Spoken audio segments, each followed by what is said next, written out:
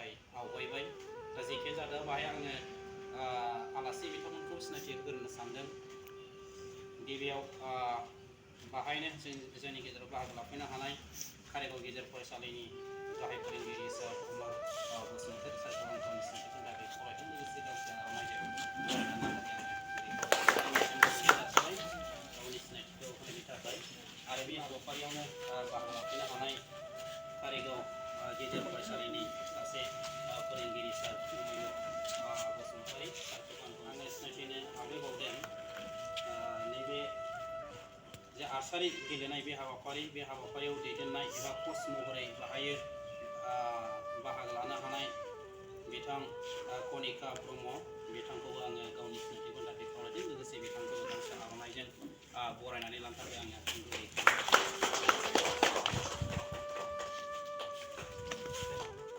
बिथांनि खेबसे गोबारै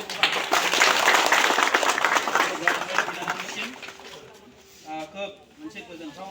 बाथ्रा जोंनि गेजेरावहाय बिथांमोना नैबे आर्सारि गेलेनानै बिथांमोना ब्रन्ज मेडेलिस्ट लाबोनो हादों आरो सासेबाव दंबावो बाहाय जोंनि गेजेराव बिनानाव अस्मिका बर' बिथांखौ आङो बरायनो थाखाय जोंनि सापरगा दख'रा दुलाराय बर' फरायसा आफादनि गायनाथारि बिथां बिपलवारि बिथांखौ आङो बरायनो थाखाय खावलायबाय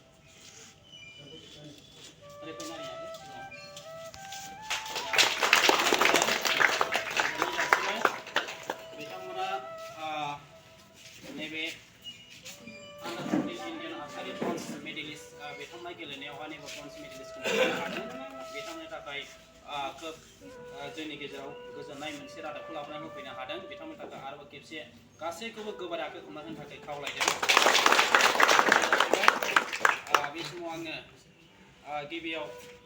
बाहाय दिनै नैबे हाबाफारिखौ लानायनि ओंथि बे हाबाफारिखौ बेखेवना होनो थाखाय आङो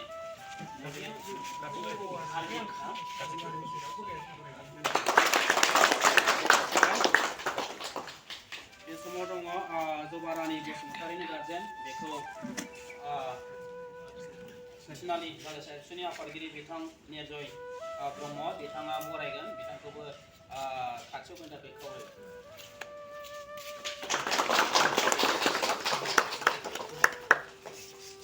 बाव सासेबाव बरायबावनो सानो जाय बिजिबि आर्सारि क्लाबनि गाहाय दैदेनगिरि बिथां गहिला बर' बिनानाव बिथांखौबो आवदां दालासा एबसुनि गायनाथारि फंबाय अमृत बसुमतारी बिथाङा बरायनो थाखाय आवगायदों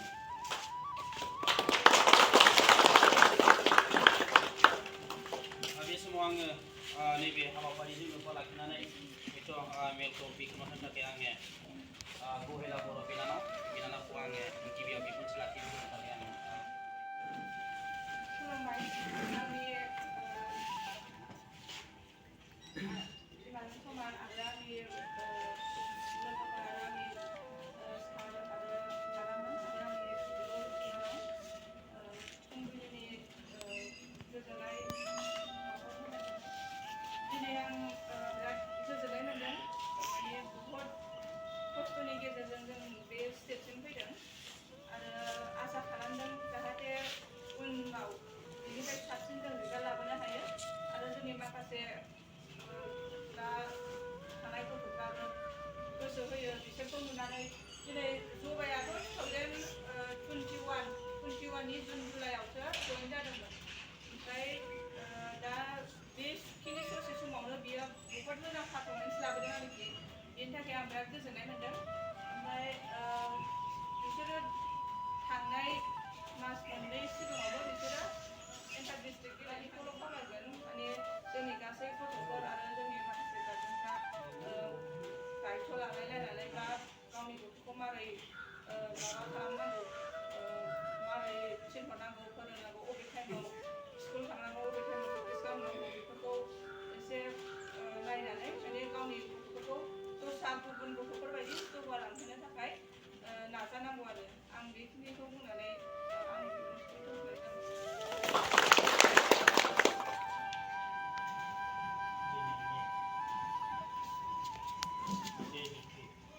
national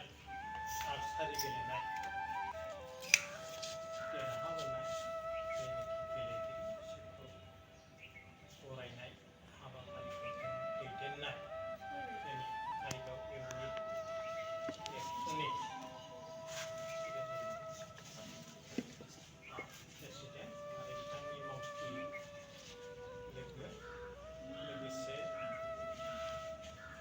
jurnalis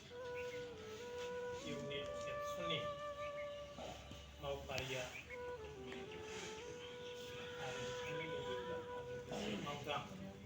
Maudang Bajar Suni di Banjiri लोगोसे नैबे आरोबाव रंजानाय मोनबावो बेखौ आसा खालामबाय गिबियाव मोनसे बाथ्रा बुंनो गोसो जादों बे बाथ्राया जादों गाहाया जोङो जोनोम जानाय लोगो लोगो जों माबा सोलोंथाइ गिबि सोलोंनायानो जाहैबाय सोलोंथाइ एबा फरायसालियाव हाबनानै सोलोंथाइ जायखौ केरिकुलाम एबा फरायफारि होननानै नाथाय बे फरायफारिजोंल' फरायसालियाव फरायनाय लिरनायजोंल' जोंनि जिउआ हयथ' आबुं जायाबो जानो बेनिखायनो आयदाफारियाव जोङो गोसो जानानै गोसोनि साननानै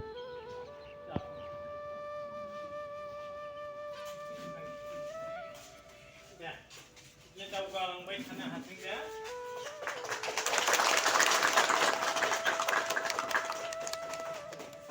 बेखिनियावनो आंनि बुंनांगौखौ आं फोजोबनाय जायो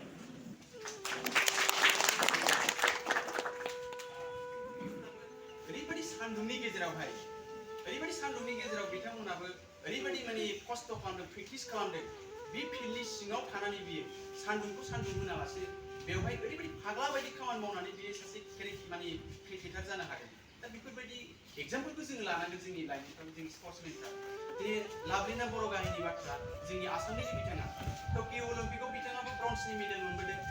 दिनै नोंसोरबायदि जेरै ब्रन्ज मोनदों बिथाङाबो ब्रन्जनि मेडेल मोनबोदों कारण अलिम्पिक हिसाबै बिथांखौ माने मोनसे वार्ल्डनि मोनसे माने अलिम्पिक हिसाबै बिथांनोबो जोंनि आसामाव गौरब माने ओरैबायदि माने रंजानायजों बिथांनो मोनसे माने DSP दिनै आरो बेनि गेजेरजों जोङो जेखिनि प्रेक्टिस खालामदोंमोन दिनै नोंथांमोना 1 घन्टा 2 घन्टा प्रेक्टिस खालामो दा बे प्रेक्टिसखौ एसे बारायनानै जोङो गेलेयोब्लानो निस्सय आंहा फोथायनाय दङ जों सानसे कारिगाव हिसाबै जों बिटिआर हिसाबै आसाम हिसाबै बा इन्डियान हिसाबै जों नोंथांमोनखौबो सानसे गल्ड मेडेल मोननाय मानसि हिसाबै जोङो बरायनानै जे नोंथांमोनखौबो जोङो लानानै जों हारि हिसाबै गोग्गानो हागोन हादोर हिसाबै गोग्गानो हागोन जोंनि ओनसोल हिसाबै जोङो गोग्गानो हागोन आं बेखौसो आफा अबंलावरिनाव आङो गिबि आर'ज गाबगोन जे बिथांमोनहा जाहाथे मोजां गोख्रों सासे गेलेगिरि दिनै नोंथांमोननि फोरोंगिरि नोंथांमोननिनो क्लाबनि बिगोमा बिथाङा दिनै गासै जोंनि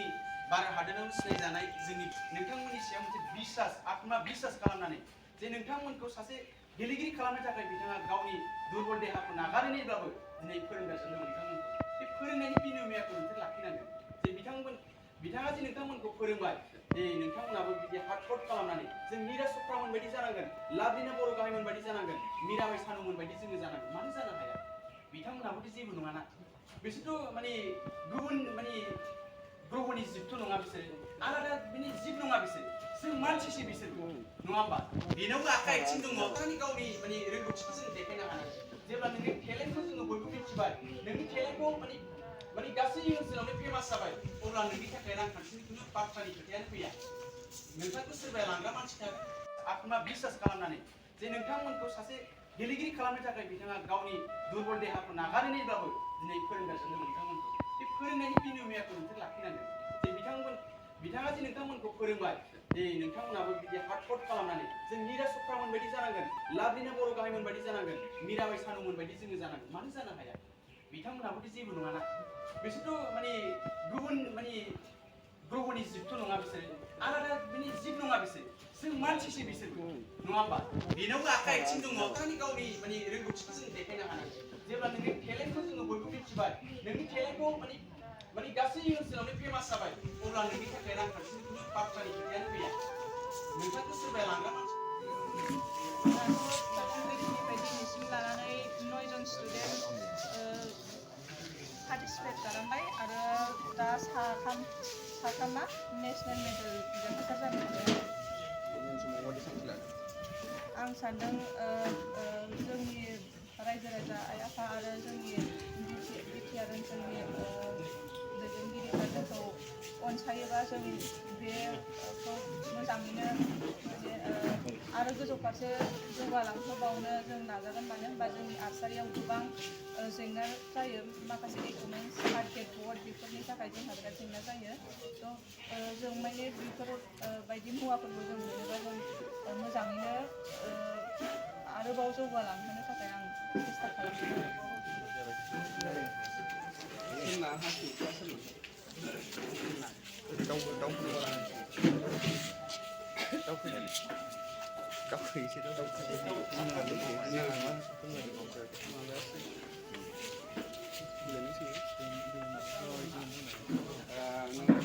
थांनाय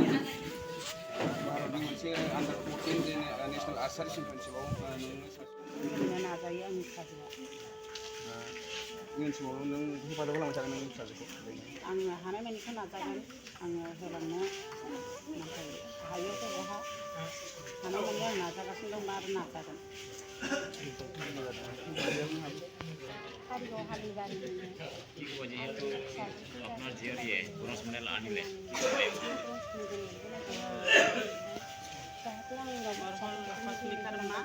आरो मरगानि सिनालिनि हाजिरागिरि आरो आङो फैसाफोरखौबो आङो मालायनिफ्राय खालामनानै आरो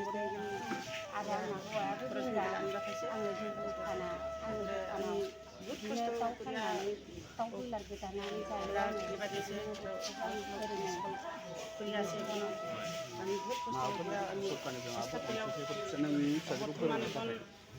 मेडेल फायसे दा फानबायसै आरो बिसि हाथे जाबाय सायासै आन्डार 14 नेसनेल आर्सारि चेम्पियनशिपआव